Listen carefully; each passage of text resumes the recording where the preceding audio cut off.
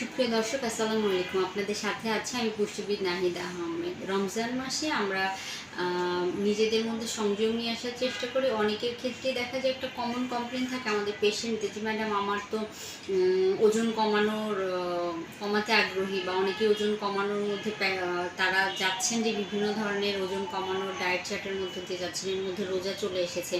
আবার অনেকের ক্ষেত্রেই একটা বিষয় থাকে যে সে খুব স্বাস্থ্য সচেতন, কিন্তু রোজার মাস আসলে তার ওজন বেড়ে যায়। তাদের প্রশ্ন থাকে যে আসলে আমি তো 13-14 ঘন্টা রোজা থাকছি, তাও কেন আমার ওজন বেড়ে যাচ্ছে। আজকে সেই বিষয়টি নিয়ে কথা বলবো। ওজন কমাতে হলে কিভাবে রমজান মাসে খাদ্য তালিকা মেনে চলতে হবে। ওজন বেড়ে যাওয়ার অন্যতম প্রধান কারণ হচ্ছে ইফতারে আমরা বিভিন্ন ধরনের চটকদার, মশলাদার ও ভুনা খাবার, অতিরিক্ত তেলে ভাজা খাবারগুলো গ্রহণ করি।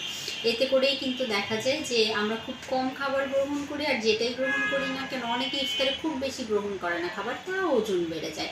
এর কারণই হচ্ছে এই খাবারগুলোর ক্যালোরির পরিমাণ বেশি। আমাদের ডেইলি রিকোয়ারমেন্ট যদি 1200 থেকে 1500 ক্যালোরি হয়, ইফতারে আমরা 800 থেকে 1000 ক্যালোরি গ্রহণ করে ফেলি। কেননা ইফতারের প্রতিটি আইটেমই বেশিরভাগ ক্ষেত্রে ডুবো তেলে ভাজা হয়। অতিরিক্ত তেল সোক করে নেয় খাবারগুলো, সেজন্য ওজন বেড়ে যায়। ইফতারের খাবারটিতে যদি আপনি ভাজা পোড়ার অনেকগুলো আইটেম না রেখে একটি বা দুটি রাখেন, ছোলাটিকে বুনে নেওয়ার পরিবর্তে যদি ছোলাটিকে সেদ্ধ করে সালাদ আকারে গ্রহণ করেন, শাকসবজির পরিমাণটা বাড়িয়ে দেন, ফলমূলের পরিমাণটা বাড়িয়ে দেন, দই চিরা কলা গ্রহণ করেন যেখানে কোনো তেলের ব্যবহার নেই, হালিমটা রাখতে পারেন যেখানে তেলের ব্যবহার কম করতে পারেন, হালিমের সাথে সবজির ব্যবহার করতে পারেন। আপনি চাইলে ভাত, রুটি, মাছ, মাংস এগুলোও রাখতে পারেন। বিভিন্ন সবজি দিয়ে, মুরগির মাংস দিয়ে, ডিম দিয়ে স্যুপ তৈরি করা, স্যুপে তো তেল খুবই কম লাগে, না দিলেও হয়। অথবা ফলের সালাদ তৈরি করে গ্রহণ করতে পারেন, ফলের জুস গ্রহণ করতে পারেন, দই চিরা দিয়ে স্মুদি তৈরি করে গ্রহণ করতে পারেন।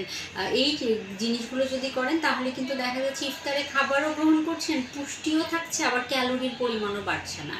ইফতার থেকে সেহরি পর্যন্ত আমরা অবশ্যই মাথায় রাখবো অল্প অল্প করে বারে বারে গ্রহণ করব। আমরা কি করব, রাতের খাবারেরও একটা পোর্শন রাখবো, সেখানে আপনি পছন্দ মতো 1 গ্লাস দুধ, একটা ডিম, কিছু বাদাম, কিছু ফলমূল, অথবা ভাত, রুটি, সবজি, মাছ, মাংস এগুলোও রাখতে পারে অল্প পরিমাণে। সহজপাচ্য খাবার ইফতারেও রাখবেন, রাতের খাবারেও রাখবেন। আর সেহরিতে রাখবেন কম তেল মশলা জাতীয় খাবার, কিন্তু পেটে থাকে দীর্ঘ সময়, আস্তে আস্তে করে হজম হয় এই খাবারগুলো। পাশাপাশি তারাবি সালাদটি দাঁড়িয়ে আদায় করার চেষ্টা করবেন। দিনের বেলায় আপনি যেহেতু পানির রিকোয়ারমেন্ট আমাদের অনেক বেশি থাকে গরমের দিনে, দিনের বেলায় যেহেতু পানি গ্রহণ করা হয় না, সেজন্য ইফতার থেকে সেহরি পর্যন্ত অল্প অল্প করে বারে বারে পানি গ্রহণ করার চেষ্টা করবেন। এই টিপসগুলো যদি মেনে চলেন, এই ট্রিক্সগুলো যদি মেনে চলেন, আর একটু হাঁটার চেষ্টা করবেন, তারাবির নামাজ 20 রাকাত আদায় করলেও আপনি ইফতারের পরবর্তী সময়, আমরা না চাইলে ইফতারে যেহেতু একটু খাবারের পরিমাণটা বেড়েই যায়, সেজন্য আপনি ইফতারের পরে আধা ঘন্টা থেকে 40 মিনিট একটু হেঁটে নেওয়ার চেষ্টা করবেন। আর অবশ্যই নিজেকে সুস্থ রাখতে হলে পরিমিত খাবার গ্রহণের কোনো বিকল্প নেই। চেষ্টা করবেন যে সুষম খাবার, কম তেল মশলা জাতীয় খাবার পরিমিত গ্রহণ করার জন্য।